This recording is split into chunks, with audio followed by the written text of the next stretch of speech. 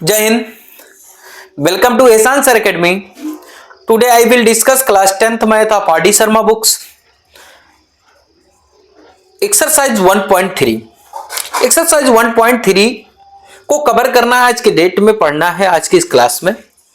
चलिए देखता हूं आज की इस वीडियो में एक अच्छे अंदाज में अच्छे तरीके से विद कॉन्सेप्ट आप लोगों को अच्छी तरीके से समझाया जाएगा। कॉन्सेप्ट के साथ आप लोगों को बताया जाएगा कि जैसे कि हमारा आपका रूट 1/√2 है, 1/√5 है, 1/√3 है, तो ए इज ए इरेशनल नंबर है। मतलब इरेशनल प्रूव करना है, जो इरेशनल होगा उसको प्रूव करना है। सीबीएसई बोर्ड एग्जाम में या फिर बोर्ड यूपी बोर्ड का एग्जाम हो, इन एग्जामों में कम से कम कोई एक तो क्वेश्चन आ ही जाता है इस एक्सरसाइज से कि √2 को इरेशनल प्रूव करिए, √3 को इरेशनल प्रूव करिए, √5 को इरेशनल प्रूव करिए। तो आज की इस क्लास में √3 को इरेशनल प्रूव करना सीखेंगे। प्रूव दैट क्वेश्चन मतलब इसमें प्रूव करना है हमको, प्रूव दैट। ये देखिए थोड़ा सा एनसीईआरटी कवर कर लें भाई। अगर एनसीईआरटी नहीं आएगा तो थोड़ा सा दिक्कत होगी। एनसीईआरटी बुक्स में क्वेश्चन नंबर मतलब जो उसमें के क्वेश्चन दिए गए हैं, ये क्वेश्चन नंबर 1 2 ये करके जो दिए गए हैं उनमें से ऐसा कुछ है। ठीक है, आर डी शर्मा में है लेकिन 1/√2 करके है, तो कुछ तरह इस तरह से है। तो थोड़ा सा पहले इसको हम कवर कर ले। तो prove that √3 is an irrational rational number. ठीक है ना। Prove that √3 is an irrational number. ठीक है ना, समझ रहे हैं ना, समझे कि नहीं समझे? मतलब ये prove that √3 is an irrational number. ठीक है ना, बात समझ रहे हैं ना। इसको प्रूव करना है कि ये इरेशनल नंबर है। तो यहां पर हम सबसे पहले let √3 is a rational number.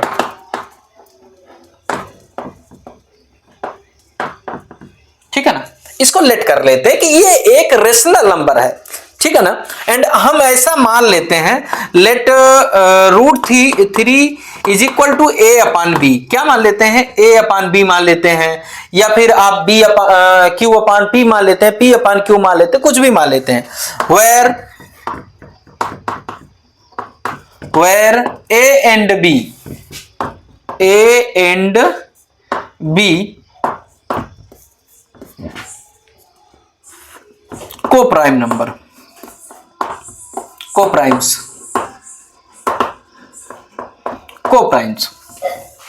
और लिखना है इसमें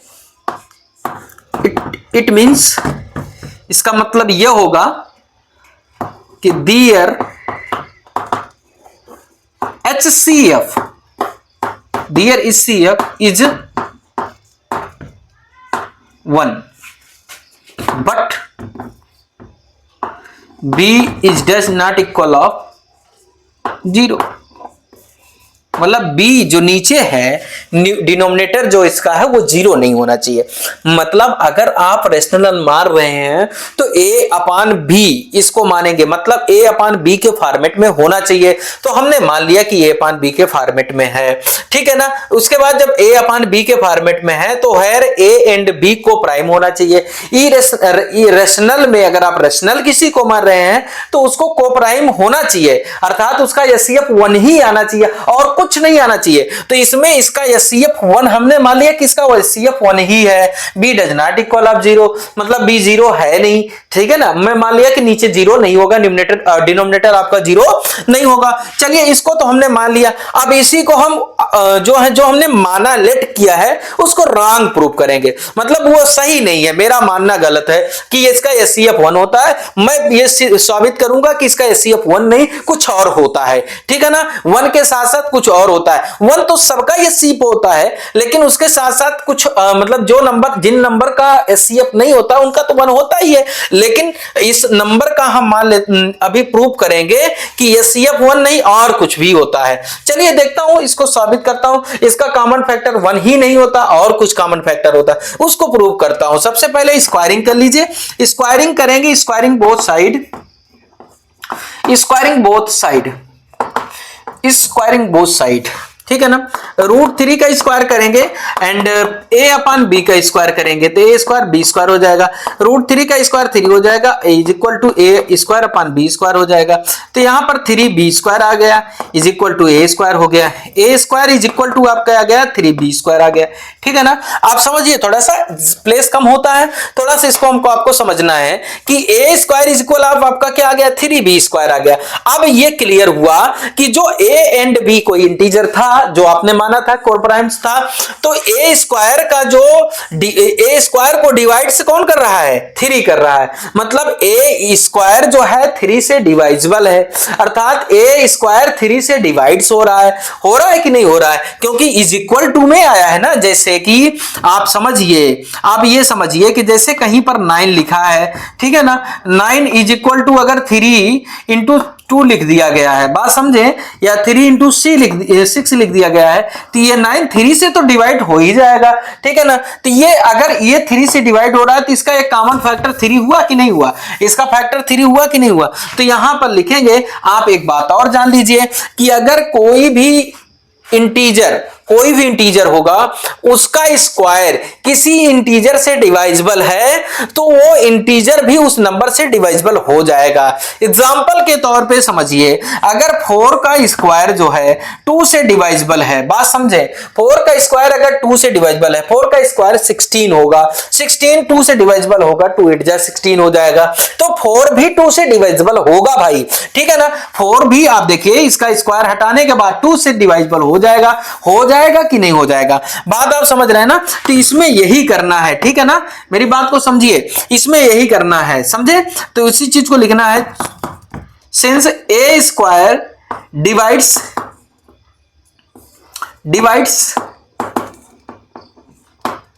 बाई 3, ठीक है ना, सो a डिवाइड्स बाई 3, मतलब अगर a स्क्वायर 3 से डिवाइजिबल है तो a भी 3 से डिवाइजिबल होगा। इसको आप जानते हैं, ये थ्योरम है, इसको आप जानते हैं, क्लास 10th की थ्योरम है, इसको हमने आपने पढ़ा है। ठीक है ना। सेम एज इट इज आगे देखेंगे, जैसे a डिवाइड्स बाई 3 है, मतलब a इज इक्वल आप लेट कर लें अगर, ठीक है ना, लेट a इज इक्वल आप 3c कर लें, 3d कर लें, कुछ भी कर लें, क्योंकि अगर a 3 कुछ डिवाइजिबल, जैसे ये a स्क्वायर डिवाइजिबल था 3b स्क्वायर था, a अगर डिवाइजिबल है तो 3c कर लीजिए, ठीक है ना, इज इक्वल टू, तो ये a इज इक्वल आप 3c, अब इसी को पुट कर दीजिए क्वेश्चन नंबर फर्स्ट में, ठीक है ना। a की वैल्यू a इज इक्वल आप 3c putting on equation first में पुट करें। जब इक्वेशन फर्स्ट में पुट करते हैं तो a स्क्वायर इज इक्वल आप 3b की a की वैल्यू सॉरी a की स्थान पे यहां पर 3c पुट करेंगे, इसका स्क्वायर करेंगे इज इक्वल आप 3b स्क्वायर हो जाएगा। ठीक है ना। 3 का स्क्वायर यहां पर 3 9c स्क्वायर इज इक्वल आप 3b स्क्वायर हो जाएगा। ठीक है ना। इसको थोड़ा सा रेज करना पड़ेगा, नीचे दिखेगा नहीं आपको।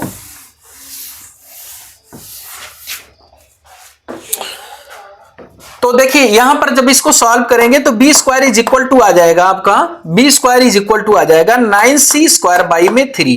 ठीक है ना। अब इसको कैंसिल आउट करेंगे तो 3b स्क्वायर 3c स्क्वायर हो जाएगा, 3 3 जा 9 हो जाएगा, b square is equal to 3c square हो जाएगा। अब सिंस यहां पर लिखेंगे कि b स्क्वायर भी देखिए 3 से डिवाइजिबल है कि नहीं है, b square divides 3, b square 3 से डिवाइड्स है कि नहीं है, डिवाइड्स है कि नहीं है, क्योंकि इक्वल टू में है, अगर इक्वल टू में है तो वो डिवाइड्स है 3 से, बात समझे आप। जैसे कि एग्जांपल के तौर पे अगर 9 इज इक्वल आपका मान लीजिए 3 इंटू 2 कुछ भी हो, मान लीजिए यहां पर 6 आता है तो 6 3 से डिवाइड्स है कि नहीं है, ठीक है ना, कुछ भी इसके इक्वल होगा तो वो अगर है इक्वल में 3 तो 3 से डिवाइड्स है, 2 है तो 2 से भी डिवाइड्स होगा ये 6, बात समझिए कि नहीं समझे, जो होगा इक्वल में वो डिवाइड्स होना ही होना है। तो जैसे यहां पर ये हो गया। सो मतलब हमने बताया, अभी बताया, इसके पहले बताया कि किसी इंटीजर का स्क्वायर अगर किसी इंटीजर से डिवाइजिबल है, डिवाइड्स हो रहा है, तो वो इंटीजर भी उस इंटीजर से डिवाइड्स हो जाएगा। एग्जांपल के तौर पर उसमें बताया था 4 का स्क्वायर, मैं बताता हूं 8 का स्क्वायर। मान लीजिए 2 से डिवाइड्स हो रहा है, क्योंकि 8 का स्क्वायर 64 होगा, 64 2 से डिवाइड्स हो जाएगा, 32 2 जो है 64 हो जाता है, ठीक है ना।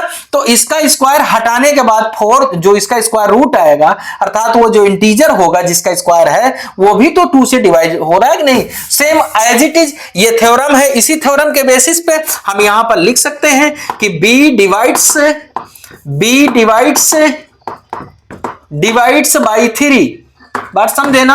अब देखिए भाई, जब b 3 से डिवाइड्स हो रहा है, a भी 3 से डिवाइड्स हो रहा है, तो ये हम कह सकते हैं कि equation number from equation first and second, हम ये कह सकते हैं कि इसका जो कॉमन फैक्टर है, इसका जो कॉमन फैक्टर है वो क्या है भाई, इसका कॉमन फैक्टर है वो क्या है, 3 भी है। हमने माना क्या था कि ये को प्राइम नंबर्स है, इसका एचसीएफ 1 ही आएगा, अर्थात कॉमन फैक्टर 1 ही होगा। लेकिन आया क्या,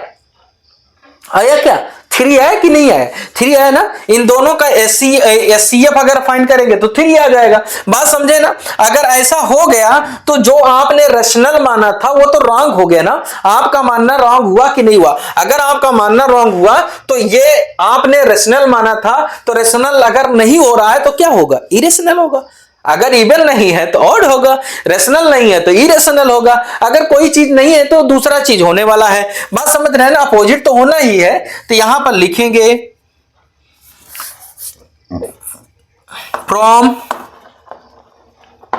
equation first and second, from equation first and second, ठीक है ना। From equation first and second we know that 2 is a, we know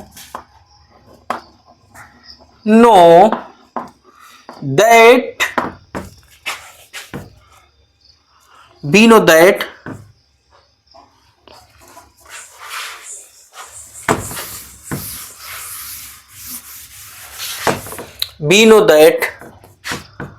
2 is common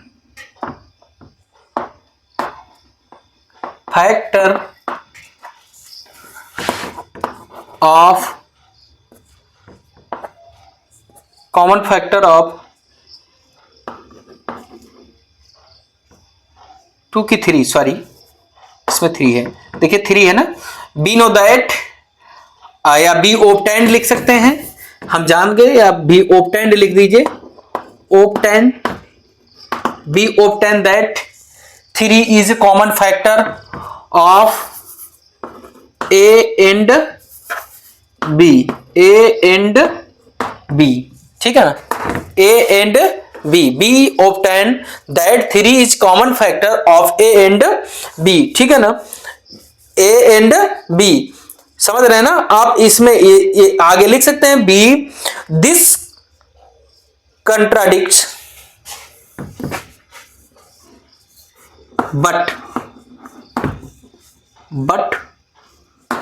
this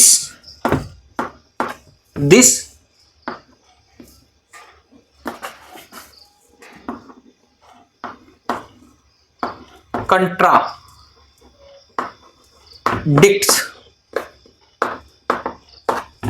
ठीक है ना।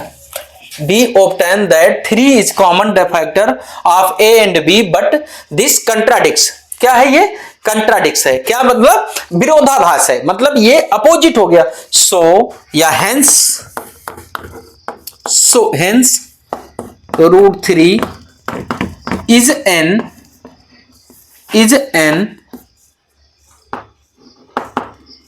irrational number, prove that,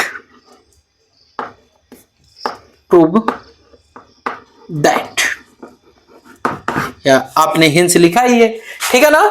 video कैसा लगा कमेंट करके बताएं, बिल्कुल कमेंट करें। √5 को प्रूव करिए इरेशनल, और प्रूव करके कमेंट करिए कि हाँ सर मैंने इरेशनल प्रूव कर लिया है स्वयं से, सेल्फ से, अपने आप से। ठीक है ना। वीडियो देखने के लिए थैंक यू वेरी मच।